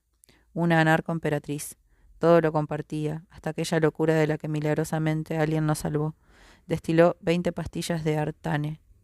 Antes de inyectarnos sonó el timbre. Ella corrió a espiar. Ah, sí, Pelusa, su vecino y amigo marido de mi hasta hoy amada Gracia, que se había equivocado de puerta, y luego de saludarla con mayor devoción, sin ser amante ni nada por el estilo, totalmente flayado por algo que vio en ella, salió por la ventana, cayó de pie y partió caminando como si nada. Pelusa fue enviado por nuestros ángeles guardianes no para salvarnos la vida, pero sí la mente, porque de inyectarnos esos sartanes jamás hubiéramos regresado a esta realidad. Georgelina muchas veces se metamorfoseaba en una especie de Artaud adolescente, porque también escribía poemas maravillosos, mágicos, superiores a los míos, jamás editados, tal vez a causa de que la construcción de la autopista arrasó con su adorado hogar. Menos esa palmera que a veces voy a visitar mientras veo nuestros grafitis todavía en la avenida Congreso, resistiendo más de 40 años a la intemperie. Esos grafitis esos grafitis de los primeros en aparecer, que con bronca e imprevista audacia dibujamos contra Osvaldo Cacciatore, el intendente demoledor de maravillas, entre ellas incluso casas con todo adentro sin avisarles a sus dueños, como pasó con la vecina Techi, que estaba de viaje en Canadá por problemas de familia y no pudo regresar a tiempo antes de la demolición. Recuerdo el grito de su voz en el teléfono, preguntando por el piano. Nada había quedado por qué se detonaban las casas que no respondían las intimaciones. Después quedaba por largo tiempo un olor a humo y meo que quizá ni siquiera la podredumbre de la muerte puede superar.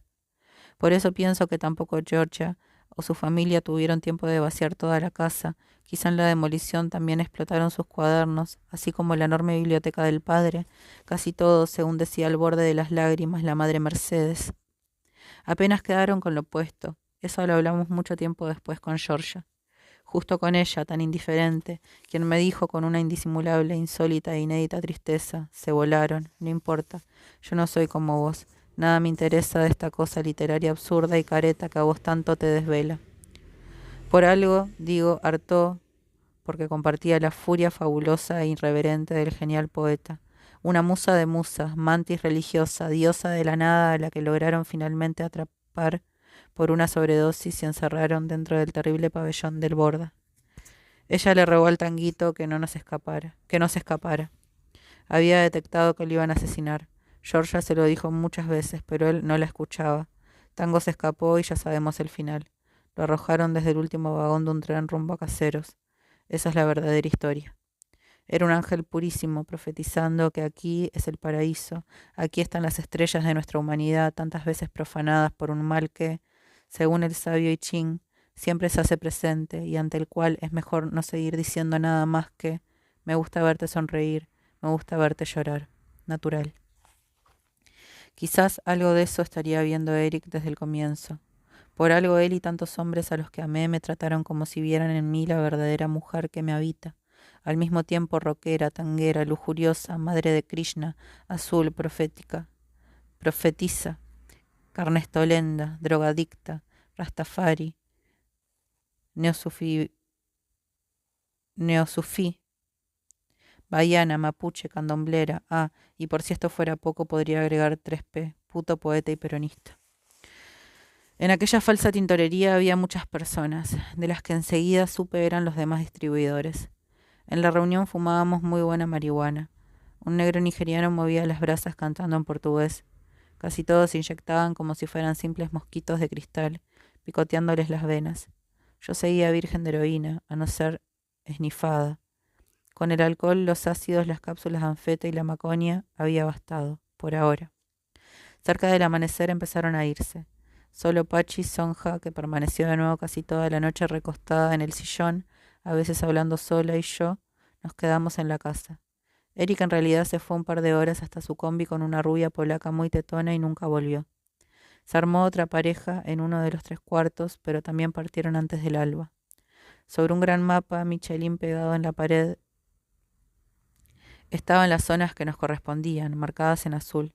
A mí me tocaba de nuevo el Select, combinado día por medio, con un bar italiano en esa calle del Quartier Latín, donde se alineaban sucesivos establecimientos gastronómicos con platos de todo el mundo, en el que entregaba los sobres sin problema alguno, casi demasiado evidentemente, pero los tanos son tan expresivos que aquellos abrazos y arrivederci pambolina parecían adecuados como en una fiesta de 15, justo al lado de uno brasileño al que entré para tomar caipirinha y donde sentí que estaba en pleno Brasil.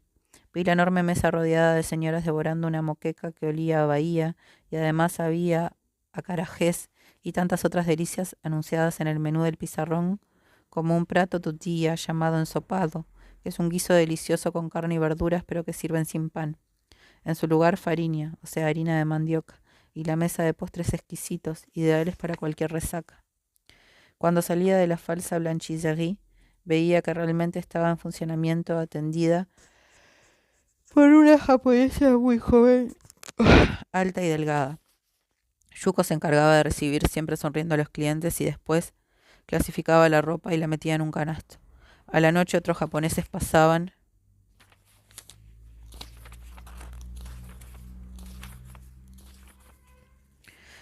en una camioneta a retirarlos para llevarse todo a un gran lavadero. Allí se fue mi recién ganada túnica de encaje con un par de pantalones de torero y a las 12 horas ya estaba inmaculada, limpia, lista para usar, como todo el resto, como todo el resto. Habría pasado una semana y Sonja, de la que al fin supe era hermana de Eric, desapareció misteriosamente. Pachi me comentó que se había peleado con el hermano sin agregar muchos detalles. Sobre ese sillón, ahora libre, tomábamos mate de un jarrito calentado en las brasas acompañados de esos exquisitos croissants de almendra, jamás vueltos a probar. Apenas una semana después del regreso, Pachi me comentó que todo iba óptimo, porque al no estar Sonja, él podía ocuparse de hacer los sobres y esas cosas gracias a que me tenía a mí, que ya conocía el camino, para hacerle de doble. Hasta que una noche no volvió Pachi y Eric estaba solo. Hablaba bastante bien el español, pero para lo que pretendía no eran necesarias las palabras. Así que decidí darle mi brazo. Hizo un gesto y a Eric se le encendieron los ojos de indisimulable emoción. ¿Querés? Sin esperar respuesta, lentamente deslizó la aguja mientras yo me apretaba el brazo con una mano que hacía las veces de goma. Después, mientras deslizaba el émbolo, suavemente me besó en la boca. Yo acababa de entrar en el umbral maravilloso de ese efímero y también secreto amor. El flash fue tremendo. Mientras me acariciaba la espalda, susurraba en mal francés: tu piel es de mujer. El aire pareció desgarrarse como un telón, donde comencé a tener alucinetas de molinos y tulipanes un poco obvios, pero tan de él. Había ingresado a ambos éxtasis, primero el del supremo opio y al mismo tiempo el de su cuerpo dorado sobre el mío con una delicadeza fuera de lo habitual en semejante macho tan macizo y perfecto. Creo que por esa esperada situación de al fin tenerlo me distraje de tantas otras alucinaciones que serpenteaban a mi alrededor. Luego nos recostamos. Yo tomé para taparme una preciosa estola de piel que había olvidado Sonja. Permanecimos viajando inmóviles durante largo tiempo. Al contemplarlo, Eric, sonriendo como en éxtasis perpetuo, se iba transformando en un magma de dioses que ni él mismo sospechaba tener ocultos bajo su cuerpo astral. La segunda vez que Eric me inyectó también estaban Pachi y su novia Nina, de la que no se despegaba ni un segundo. Con Eric, al igual que con tantos hombres paquis, o sea, heterosexuales, teníamos un pacto secreto pasional. Estando Pachi nada podríamos hacer. Quizá por eso mismo, a partir de que la brown sugar entrara en mi sangre, escuché una carcajada que reconocí de inmediato. Y sí, era ella, nada menos que la propia Janis Joplin, que se me apareció como si estuviera aún viva. La acompañaba el antropólogo Claude Lévi-Strauss, de quien había leído uno de sus más fascinantes ensayos, El pensamiento salvaje, escrito durante su estadía entre los aborígenes de Brasil. Salí a caminar junto a ellos y nadie me detuvo. Con Janis del brazo paseamos por el metro de París hasta que quizá, por el increíble placer de estar a su lado, mientras ella se despedía junto a Levi Strauss y bajaba en no sé qué estación, comencé a danzar por los corredores del metro. La gente me regalaba monedas como si yo fuera un mendigo. Nada de eso. En realidad el alma dizadora había entrado en mí y por algo sentía que levitaba y no podía detenerme jamás hasta que, al fin, ya bajando los escalones del trip, decidí regresar. Allí se veía la tintorería que nuestra japonesa estaba cerrando con candado. Otra vez a dormir. Mandrax o Rohypnol, mediante, en ese espacio donde solo había una pareja de mexicanos. Después busqué la estola. A esa altura prácticamente era mía, y me recosté en la habitación que nadie usaba, sobre otro gran sillón. Cuando al despertarme hurgué en la bolsa y la descubrí llena de francos en monedas, me llamó poderosamente la atención. Había olvidado por completo la parte final de mis bailes en el metro. Solo recordaba a Janis Joplin. Aún me parece escuchar su risa y la voz alegre con la que hablaba. Esa zona de lo que llamaríamos muerte estaba muy habitada por seres que a veces se comunican con nosotros, especialmente si estamos en un trip. Además, también podemos cambiar de tiempo. Era nombre e incluso de sexo. Tiempo, era, nombre, incluso de sexo. Eso ocurrió la última vez que nos inyectamos con Eric, solo que además de su comentario tergiversado por mi paranoia, el flash fue tan potente que finalicé alucinando al extremo de creerlo un asesino. Bue tu fini, malentendí que me decía cuando el émbolo se deslizaba suavemente sin imaginar que esa sería la última vez. Creí que decía que habíamos terminado, pero después supe que en realidad me preguntaba si estaba pasándola bien. Nada que ver. Al oír equivocadamente me broté y decidí salir corriendo del lugar. Menos mal que tenía puestos aquellos pantalones de tiro alto que a Eric tanto le gustaba pellizcar cuando nadie nos veía, y también la túnica de encaje negro que por sus anchas mangas me permitía darle el brazo sin necesidad de quitármela. Lo único que realmente hice en un gesto mecánico, porque afuera estaba por nevar, fue tomar la estola de piel y salir por la parte delantera de la tintorería donde la japonesa que estaba atendiendo a alguien gritó al verme pasar como si yo fuera una aparición. En apenas 5 minutos ya estaba fuera del alcance de todos. Seguí caminando apuradísimo bajo copos de nieve multicolores. No sé cómo llegué hasta la Place Vendôme, donde está la joyería Bougeron. Me acerqué atraído por esas lámparas que parecían girar sobre todo lo expuesto. Dentro de una enorme vitrina reconocí de inmediato mi tiara de faraona, además del vestuario y en diversos lugares de la vidriera todas las joyas de mi vida anterior. Miles de años atrás habré sido egipcia. No podía creer que había encontrado este perdido tesoro. Debo aclarar aquí, en el colmo de los malos... Debo aclarar aquí que, en el colmo de los mambos o viajes, algunos hippies casi siempre nos volvíamos egipcios. Entre ellos el propio Tanguito, que por algo en un momento de su vida se hizo llamar Ramsés VII.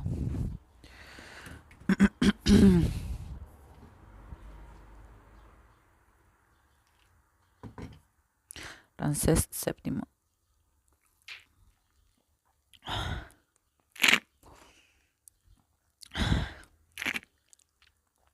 Todavía me parece ver a aquel policía con esos ojos de asombro, acompañado por dos señoras muy elegantemente trajeados, acercándose a mí en la joyería.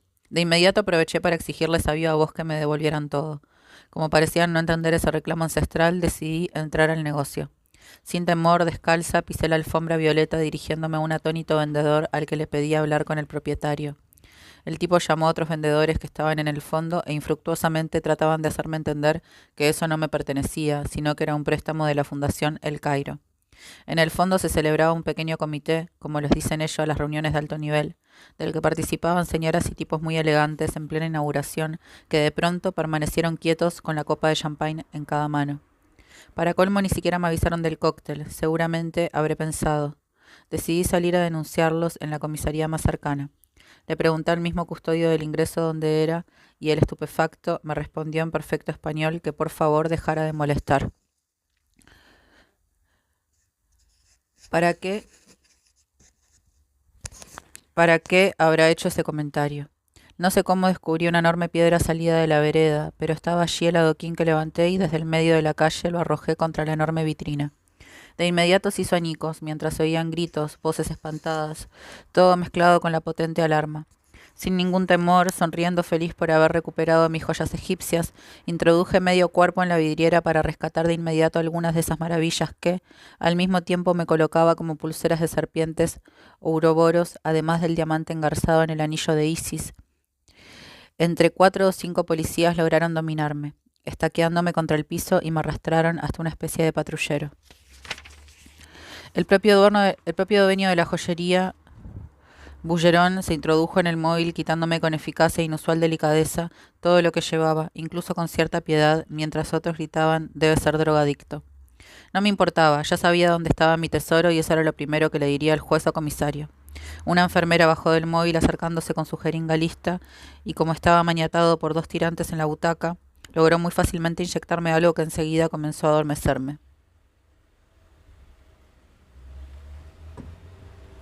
Por eso nunca vi cómo fue que en lugar de la comisaría estaba ingresando en un edificio bastante más lejano, en las afueras de París, en Neuilly-sur-Seine. Era el hospital neuropsiquiátrico Maison Blanchet, en el que ya sedado y semidormido me depositaron en un pabellón donde pasé, nunca supe cuánto tiempo, hasta que al fin volví a despertarme, por supuesto, sin saber quién era ni qué hacía allí, en semejante estado, para colmo y sobre todo, con tanta barba en la cara.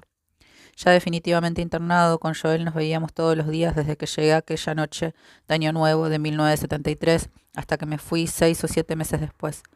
A mí me fascinaba su origen argelino por el padre y tunecino por la madre, pero en especial esa curiosidad extrema que hacía que me sintiera casi espiado por él. A veces se lo comentaba diciéndole «apagá la tele», jugando con sus enormes ojos de espejos negros dilatados por la cantidad de pastillas que tomaba, siempre atendido por distintas enfermeras. El neuropsiquiátrico Maison Blanchet queda en el barrio alto de Neuilly-sur-Seine, en las afueras de París, justo frente al Hospital Americaine. Basta. Justo frente al Hospital Americaine, al que nada tiene que envidiarle en esplendor. Tal vez solo la enorme escalera de mármol que antecede a los 3 portones del Americaine le otorga una aureola de mayor magnificencia, mientras que la Maison Blanchet es de acceso directo con un enorme enrejado que lo rodea por completo.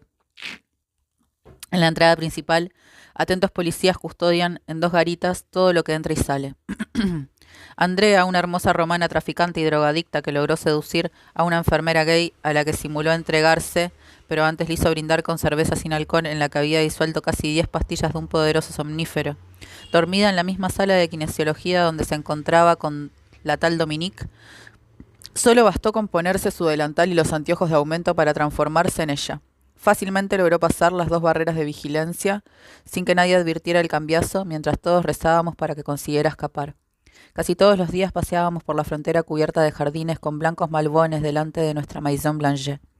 A veces espiando a los que entraban y salían y sin ningún control de aquel célebre hospital de enfrente, cruzando la vereda a no más de 100 metros allí, donde se cortaba la calle que subía hasta ambos establecimientos. Una tarde vi que Joel llegaba a la biblioteca más excitado que nunca y me llamaba porque quería hablar conmigo a solas.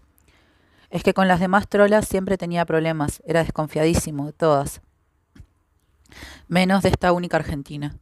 Salí después de dejar prolijamente el libro en su sitio y la escuchaba susurrar algo todavía incomprensible, mientras me arrastraba de la mano hasta la entrada. Joel hablaba un idioma rarísimo en el que se mezclaban palabras intraducibles con otras muy fáciles de descifrar, y aquí eran las que anunciaban la reciente muerte de Aristóteles Onassis. Era temprano, recién habíamos recibido el tentempié de las 10:30, mientras que el desayuno se servía colectivamente de 7 a 8, y luego el almuerzo a las 12:30 en punto. Pero esta vez ni siquiera quisimos tragar nada. Al llegar a la entrada principal, nos guarecimos debajo de un gran árbol del que habían podado algunas ramas que al crecer seguramente darían al exterior. No sé qué tipo de maravilla era. Tronco, ramas y hojas muy anchas, además de antiguo. Luego de trepar sigilosamente sobre sus muñones, pudimos divisar una cantidad inmensa de fotógrafos, cámaras de televisión, toda una parafernalia de periodistas atestando el lugar. La primera en arribar fue su hija Cristina en un portentoso auto de vidrios polarizados. Cristina había pasado la noche con su padre hasta el fin y regresaba después de haberse cambiado, acompañada solo por una anciana muy vital, ambas de riguroso luto. Al bajar, lógicamente, todos los fotógrafos y cámaras se abalanzaron sobre ellas. Enseguida aparecieron para custodiarlas unos tipos que se abrían paso en el enjambre de la prensa. Desde nuestra ubicación preferencial, vimos que Cristina lloraba y de vez en cuando se sacaba los anteojos negros para dejarse secar las lágrimas por su anciana acompañante, con pañuelos de papel que sacaba de una cajita. Tardó muchísimo en subir las escaleras y a la vez ya comenzaban a llegar coronas que luego eran puestas sobre los escalones. Jamás vi tantas. De pronto, una exclamación generalizada se escuchó ante otro coche que traía a su viuda Jackie O, quien, experta en estas cuestiones, descendió casi sonriendo con esa elegancia incomparable de la Beauvue, ex Kennedy. Incluso posó durante bastante tiempo en el mismo escalón delante de los fotógrafos que repetían su nombre, seguramente fascinados por su profesionalidad ante el drama. Esa actitud le permitió entrar al hospital tranquilamente. Ya había saciado a los terribles paparazzi y dijo algunas palabras que fueron la noticia del día. Siguieron llegando personajes y de pronto, a lo lejos, Joel avistó un coche, esta vez blanco, con 3 mujeres. Grace Kelly, su hija Carolina de Mónaco y una elegantísima negra. No podía ser otra que la sublime Josephine Baker, tan amiga de Grace. Saludaba a todos con un gesto casi marcial y su triste sonrisa. Grace Kelly tenía también luz propia, pero era menos accesible, quizá por causa de la angustia que tapaba con anteojos de carey y un pañuelo blanco atado sobre el pelo. Estaba de pie junto a su hija Carolina, de la que no se separaba ni un instante, y posaban para los medios, tal vez resignadas o casi como una obvia obligación. Ya sería la hora del almuerzo, aunque Joel y yo esta vez comíamos con los ojos. Fue él quien vio a lo lejos un coche muy modesto, porque en verdad no quedaba espacio para nada. Enseguida descubrí de quién se trataba. Si descendía allí, seguramente tendría que caminar como una cuadra al borde de los alambrados de nuestro hospital, hasta llegar al lugar central, donde todos eran detectados. Corrí arrojándome del árbol hasta ese coche que ella misma manejaba. Cuando abrió la puerta para descender, como no tenía vidrios oscuros, pude ver el rostro atravesado de dolor y en primer plano, con el pelo levantado en forma de rodete, los ojos brillantes cubiertos de lágrima, de María Callas. Bajó con una simple gabardina y algo le impedía cerrar el coche, de modo que la vi darse vuelta y recostarse mientras pateaba casi furiosa las puertas. Después comenzó a caminar muy despacio sin apartar los ojos de la vereda, seguramente interminable para ella. Nosotros, respetando su dolor y su presencia, marchábamos a la par sin que pudiera percibirnos detrás de las rejas cubiertas de hiedras. Joel y yo llorábamos acompañando su llanto interminable y silencioso. Bajo el brazo, sobre un sobre de cuero, del que sacó sus enormes anteojos negros. Se los puso como si se los clavara, hasta que alguien gritó su nombre. Al detectarla, la horda entera se abalanzó sobre ella. Ya no pudimos verla, tapada por la multitud. En este caso, nadie hablaba. María Callas había impuesto un silencio absoluto, justo ella, que era la única cantante capaz de bajar en su voz la de todos los ángeles, desde el mismo infinito. En el diario nocturno su foto aparecía luego de la de Jackie, pero por separado, frente al florido ataúd del amor que una dejaba de tener y otra, María Callas, aún muerto de algún modo, acababa de recuperar, para siempre suyo.